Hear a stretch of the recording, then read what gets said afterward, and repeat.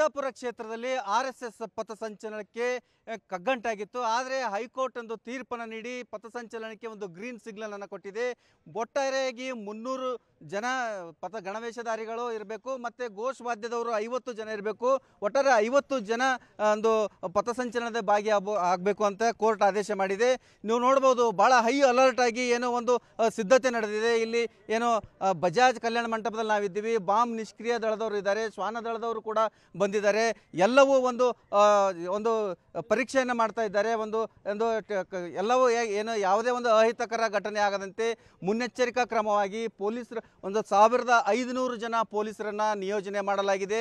ಯಾಕೆಂತಂದರೆ ಬಹಳಷ್ಟು ಚರ್ಚೆಗೆ ಗ್ರಾಸವಾಗಿತ್ತು. ದೇಶಾದ್ಯಂತ ಒಂದು ಚಿತ್ತಾಪುರ RSS ಪಥಸಂಚಲನಕ್ಕೆ ಒಂದು ಕಗ್ಗಂಟಾಗಿತ್ತು. ಆದರೆ ಕೋರ್ಟ್ ಆದೇಶದ ಹಿನ್ನೆಲೆಯಲ್ಲಿ ಒಂದು ಷರತ್ತುಬದ್ಧವಾಗಿ ಕೋರ್ಟ್ ಆದೇಶ ಮಾಡಿದೆ. ನೀವು ಈ ಒಂದು ಕಲ್ಯಾಣ ಮಂಟಪದಲ್ಲಿ ನೋಡ್ಬೋದು, ಜನರಿಗೆ ನಿಂತ್ಕೊಳ್ಳೋಕ್ಕೆ 300 ಜನರಿಗೆ ಒಂದು ಸ್ವಸಸಿದ್ಧವಾದ ಒಂದು ಸುಣ್ಣದಿಂದ ಒಂದು ಮಾರ್ಕನ್ನು ಹಾಕಿದ್ದಾರೆ. ಇಲ್ಲಿ ದೃಶ್ಯಾವಳಿಗಳಲ್ಲಿ ನೀವು ನೋಡ್ಬೋದು, ಒಂದು ಪ್ರತಿಯೊಬ್ಬರು ನಿಂತ್ಕೊಳ್ಳೋದಕ್ಕೆ ಬಾಕ್ಸ್ ರೀತಿಯಲ್ಲಿ ಮಾಡಿ ಅವರಿಗೆ ನಿಂತ್ಕೊಳ್ಳೋದಕ್ಕೆ ಅನುಕೂಲವನ್ನು ಮಾಡಿದ್ದಾರೆ. ಸಂಘದಿಂದ RSS ರಾಷ್ಟ್ರೀಯ ಸ್ವಯಂ ಸೇವಕ ಸಂಘದಿಂದ ಮಾಡಿದ್ದಾರೆ. ಒಟ್ಟಾರೆಯಾಗಿ ಇನ್ನೊಂದು ಹೇಳಬೇಕಂದ್ರೆ, ಇಲ್ಲಿ ಕೇವಲ ಚಿತ್ತಾಪುರದವರು ಮಾತ್ರ ಈ ಒಂದು ಪಥಸಂಚಲನದಲ್ಲಿ ಭಾಗಿಯಾಗಬೇಕು. ಬೇರೆ ಜಿಲ್ಲೆಯವರಾಗಿರ್ಬೋದು ಮತ್ತು ಬೇರೆ ತಾಲೂಕಿನವರಾಗಿರ್ಬೋದು, ಯಾರು ಕೂಡ ಬರಬಾರ್ದು. ಒಂದು ರೀತಿ ಮೇಲ್ನೋಟಕ್ಕೆ ಇಲ್ಲಿಯರು ಯಾರನ್ನು ನಾವು ಮಾತಾಡ್ಸಕ್ಕೆ ಹೋದರೆ, ಇಲ್ಲ ನಮಗೆ ಮೇಲಿಂದ ಹೇಳಿದ್ದಾರೆ ಯಾರು ಮಾತಾಡಬಾರ್ದು. ಇನ್ನೊಂದು ರೀತಿಯಲ್ಲಿ ಯಾಕೆ ನಾವು ಸಚಿವರ ಕೆಂಗಣ್ಣಿಗೆ ಗುರಿಯಾಗಬೇಕು, ಏನೋ ಇದರಲ್ಲಿ ಪಥಸಂಚಲನದಲ್ಲಿ 300 ಜನ ಭಾಗಿ ಆಗ್ತಾರಾ ಅಂತಕ್ಕಂಥ ಪ್ರಶ್ನೆಯೂ ಕೂಡ ಒಂದು ಇಲ್ಲಿ ಕಾಡ್ತಾ ಇದೆ ಅಂತ ಹೇಳಬೇಕಾಗುತ್ತೆ. ಒಟ್ಟಾರೆಯಾಗಿ ಇವತ್ತು ಏನು 4 ಗಂಟೆಗೆ ಒಂದು ರಾಷ್ಟ್ರೀಯ ಸ್ವಯಂ ಸೇವಕ ಪಥಸಂಚಲನ ಇಲ್ಲಿಂದ ಆರಂಭ ಆಗ್ತಾ ಇದೆ ಅಂತ ಹೇಳಬೇಕಾಗುತ್ತೆ. ಯಾವೆಲ್ಲ ಸಿದ್ಧತೆಯನ್ನು ಮಾಡ್ಕೊಂಡಿದ್ದಾರೆ, ಹೇಗೆಲ್ಲ ನಡೀತದೆ ಅಂತ ಇಲ್ಲಿನ ಮುಖಂಡರಿಗೆ ನಾವು ಕೇಳೋಣ. ಸರ್, ಯಾವ ರೀತಿ ಎಲ್ಲ ಸಿದ್ಧತೆ ನಡೀತದೆ? ದಿನಗಳಿಂದ ಭಾಳ ನೆನೆಗುದಿಗೆ ಬಿದ್ದಿರ್ತಕ್ಕಂಥ ಈ ಪಥಸಂಚಲನ RSSನ ಪಥಸಂಚಲನಕ್ಕೆ ಈಗ ಹೈಕೋರ್ಟ್ ಪರವಾನಗಿ ಕೊಟ್ಟಿದೆ.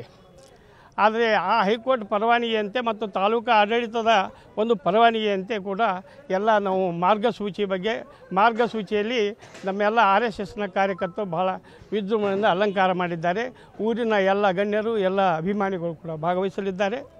300 ನಮ್ಮ ಗಣವೇಶಾಧಿಕಾರಿಗಳು ಮತ್ತು 50 ಜನ ಘೋಷಿತರು ಭಾಗವಹಿಸಲಿದ್ದಾರೆ.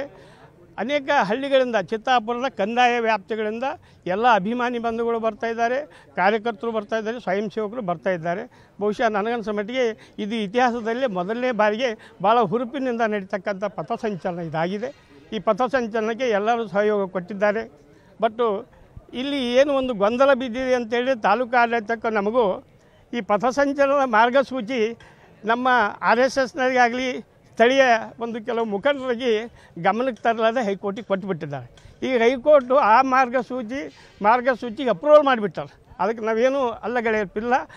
ಯಾವ ಮಾರ್ಗಸೂಚಿ ಅಂತ ಹೈಕೋರ್ಟ್ನ ಮಾರ್ಗಸೂಚನೆಯಂತೆ ಮತ್ತು ತಾಲೂಕು ಆಡಳಿತಕ್ಕೆ ಮತ್ತು ಪೊಲೀಸ ವರಿಷ್ಠ ಅಧಿಕಾರಿಗಳ ಮಾರ್ಗಸೂಚಿಯಂತೆ ನಾವೆಲ್ಲ ಇವತ್ತು ಪಥಸಂಚಲನ ಮಾಡ್ತಿದ್ವಿ.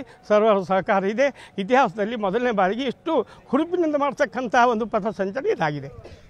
ಏನು ಒಟ್ಟಾರೆಯಾಗಿ ಹೇಳ್ಬೇಕಂತಂದರೆ, ಇಡೀ ರಾಜ್ಯದ ಜನ ಎಲ್ಲರ ಚಿತ್ತಾಪುರನತ್ತ ಇತ್ತು. ಇವತ್ತು ಅದೆಲ್ಲದಕ್ಕೂ ಕೋರ್ಟ್ ಒಂದು ಆದೇಶವನ್ನು ಹೊರಡಿಸಿ ಅದಕ್ಕೆ ತೆರೆಯನ್ನು ಎಳೆದಿದೆ ಅಂತ ಹೇಳಬೇಕಾಗುತ್ತೆ.